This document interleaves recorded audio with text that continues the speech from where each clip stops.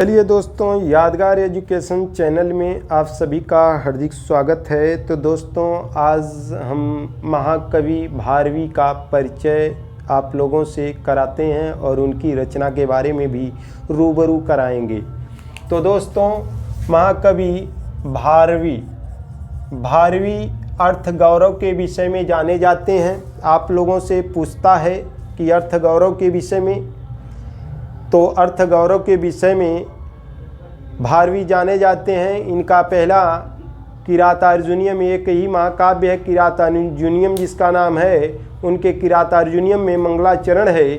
श्रिय कुणामधिपस्य पालनी प्रजा सुवृत्तिम यमयुक्त वेद तुम सवर्णलिंगी विदित समाययौ युधिष्ठिरम दैत्य बने बने चरः।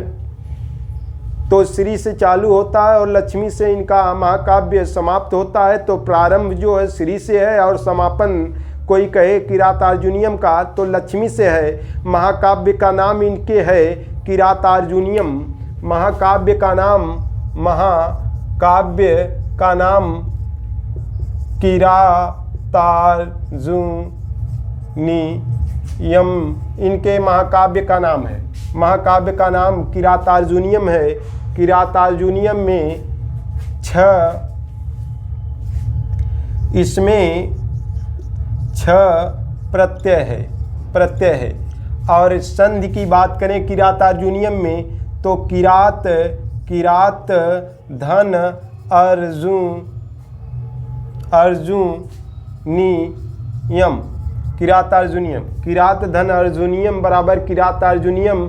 संधि कोई पूछता है तो इसमें दीर्घ संधि है। दोस्तों, हमारी जानकारी में आप लोग अच्छी तरह समझ रहे हैं। किरातार्जुनीयम में 6 प्रत्यय है। और कोई कहे किस पर्व से लिया गया है। पर्व की बात करें आप लोगों से तो वन पर्व से लिया गया है। वन पर्व से लिया गया है। महाभारत के वन पर्व से इस महाकाव्य का चर्चा किया गया है। अब उसके बारे में वंश के बारे में भी बात करेंगे।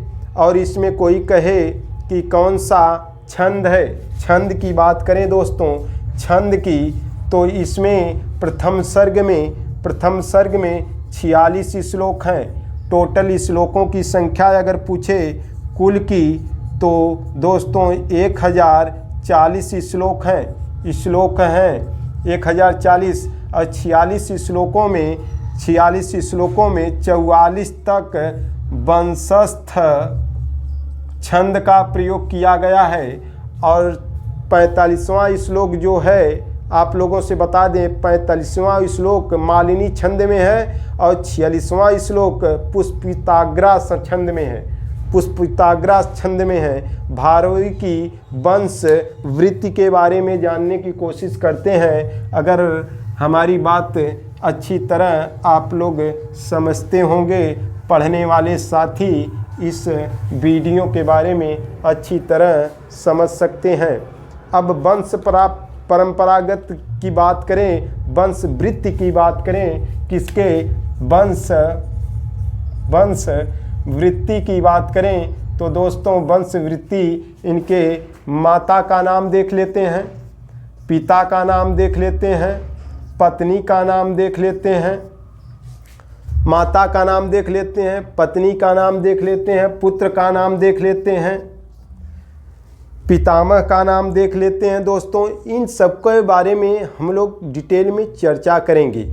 इनके पिता का नाम दोस्तों श्रीधन नारायण स्वामी कहा जाता है कि इनके पिता का नाम, माता का नाम सुशीला था।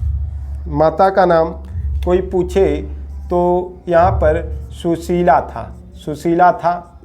इनके माता का नाम सुशीला था। इनके पिता का नाम श्रीधर था या नारायण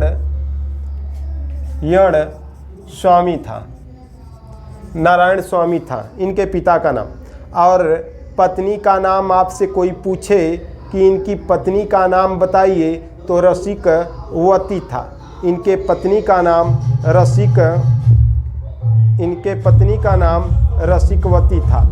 और पत्नी का नाम रसिकवती था। पुत्र का नाम कोई पूछता है तो मनोरथ था, मनोरथ था। अगर कोई कहे पौत्र का नाम बताइए, पौत्र का, तो पौत्र का नाम इनके वीर दत्त था। और वीर दत्त था, इस वीर दत्त की पत्नी का नाम गौरी था। और इन्हीं दोनों से दंडी का जन्म हुआ था। और दंडी के पितामह कौन थे? तो भारवी थे। दंडी के पितामह कौन थे? तो भारवी थे। अगर कोई कहे कि भारवी का मूल नाम बताइए, मूल नाम दामोदर था, दामोदर था। हमारी जानकारी में यहाँ तक आप लोग अच्छी तरह समझ चुके होंगे। प्रपौत्र अगर कोई कहे कि प्रपौत्र का नाम बताइए, प्रपौत्र का नाम बताइए, तो दंडी था। दंडी इनके प्रपौत्र थे। किसके प्रपौत्र? दंडी भारवी के प्रपौत्र थे। और दंडी के यह प्रपितामह लगते थे। चलिए दोस्तों, हमारी जानकारी में आप लोग यहाँ तक बहुत अच्छी तरह समझ गए हैं। तो हम लोग कुछ और बात कर लेते हैं, कुछ और बात करते हैं। क्या करते हैं? इनके गोत्र के बारे में बात कर लेते हैं कि गोत्र क्या था। तो गोत्र क्या था? इनका गोत्र था कुशिक था इनका गोत्र। इनके गोत्र के बारे में कुशिक था। अगर समय कोई पूछता है, समय, इनका समय क्या था? तो छठवीं का उत्तरार्ध, छठवीं का उत्तरार्ध या सातवीं का पूर्वार्ध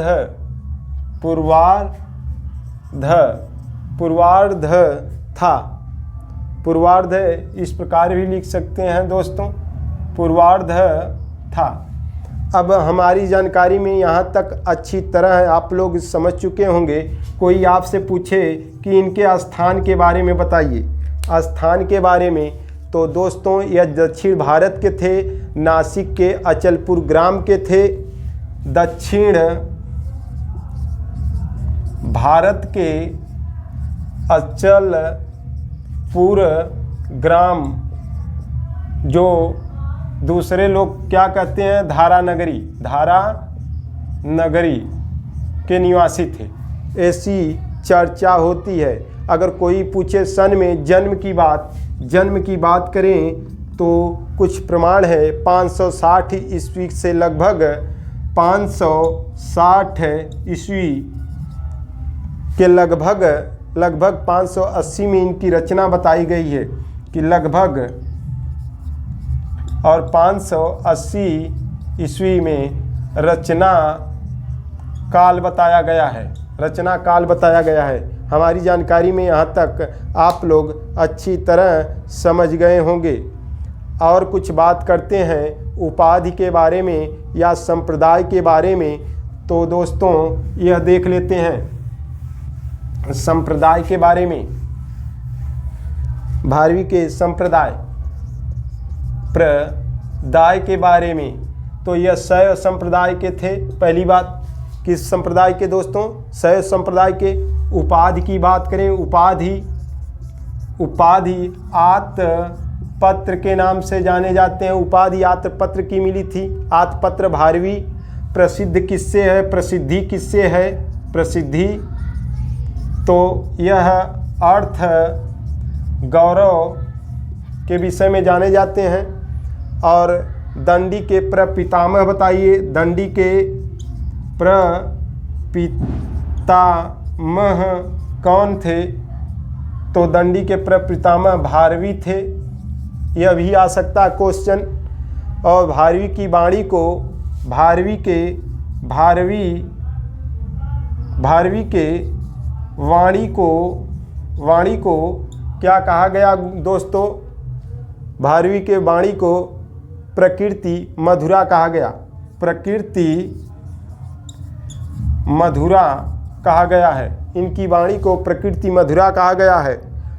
किसके आश्रयदाता बताइए, आश्रयदाता किसके आश्रय में रहते थे? तो दोस्तों आपको मालूम होगा कि यह विष्णुवर्धन के आश्रय में थे, विष्णुवर्धन के आश्रय में, जो कि पुलकेशिक द्वितीय के अनुज पुलकेशिक द्वितीय के भाई के यहाँ रहते थे। शैली इनकी बात करें तो अलंकृत और रीति शैली थी। शैली की बात करें, शैली कैसी थी? शैली किस प्रकार की थी? तो अलंकृत या रीति शैली थी, रीति शैली। और भारवी का नाम ऐहोल शिलालेख में उल्लेख मिलता है कि भारवी नाम था। हमारी जानकारी में दोस्तों यहाँ तक आप लोग अच्छी तरह समझ गए होंगे। और कुछ बात कर लेते हैं आचार्य मल्लीनाथ के बारे में। आचार्य मल्लीनाथ ने भारवी के किरातार्जुनीयम पे आचार्य मल्लीनाथ ने भारवी के किरातार्जुनीयम पर क्या किए? घंटापथ नाम की टीका लिखी। घंटापथ नाम की टीका लिखी। तो दोस्तों यह इम्पोर्टेंट है और आ चुका है टीजीटी में अगले वर्ष में। तो दोस्तों जो पढ़ने वाले साथी हैं, जो पेपर दिए थे, वह जानते हैं। और मल्लीनाथ ने भारवी के किरातार्जुनीयम पर आप लोग देखे हैं घंटापथ नाम की टीका लिखी है। मल्लीनाथ ने भारवी की कविता की उपमा, मल्लीनाथ ने भारवी की कविता की उपमा नारिकेल फल से दिया है, नारिकेल फलम से किया है। नारिकेल फलम से किया है। किसका? आचार्य मल्लीनाथ ने भारवी की कविता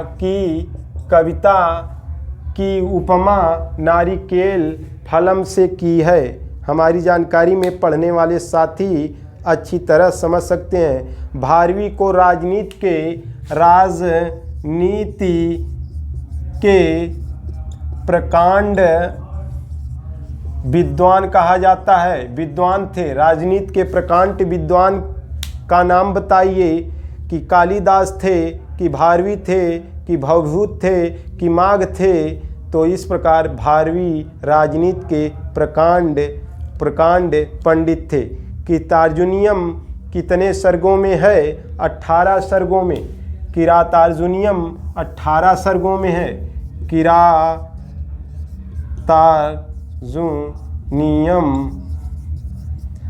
18 सर्ग हैं। किरातार्जुनीयम में 18 सर्ग हैं। महाकाव्य है। बृहत्त्रयी के अंतर्गत आता है। बृहत्त्रयी के अंतर्गत आता है। अंतर्गत जाना जाता है। किरातार्जुनीयम बृहत्त्रयी के अंतर्गत जाना जाता है। तो दोस्तों कोई पूछे किरातार्जुनीयम में कौन सा छंद है, तो अक्सर वंशस्थ छंद का प्रयोग है और यह दीर्घ संधि में है और वीर रस का है। वीर रस है, इसमें क्या है? वीर रस है। किरातार्जुनीयम वीर रस के लिए प्रसिद्ध है। हमारी जानकारी में यह महाभारत के वन पर्व से लिया गया है। 1040 श्लोक हैं और प्रथम सर्ग में 46 श्लोक हैं, जिसमें 44 वंशस्थ छंद हैं और 45वां मालिनी छंद है, 46वां पुष्पिताग्रा छंद है। अब उसके बाद और कुछ बात करें तो इसमें 6 प्रत्यय है और पाशुपत अस्त्र के बारे में बात करें तो पाशुपत अस्त्र जो है कील पर्वत पर अर्जुन को शिव द्वारा दिया गया। इसमें नायक कौन है? अर्जुन है, नायिका द्रौपदी है, उपनायक शिव जी हैं। तो दोस्तों हमारी जानकारी में अच्छी तरह आप लोग समझ सकते हैं। एक और प्रश्न आ सकता है कि इसमें मंगलाचरण किसमें है? वस्तु निर्देशात्मक मंगलाचरण है, वस्तु निर्देशात्मक मंगलाचरण है। तो दोस्तों श्रिय गुणाधिपस्य पालनी प्रजा सुवृत्तिम यमुंग वेदितुम सवर्णलिंगी विदित समाययौ दुष्टर दैत्य बने बने चर।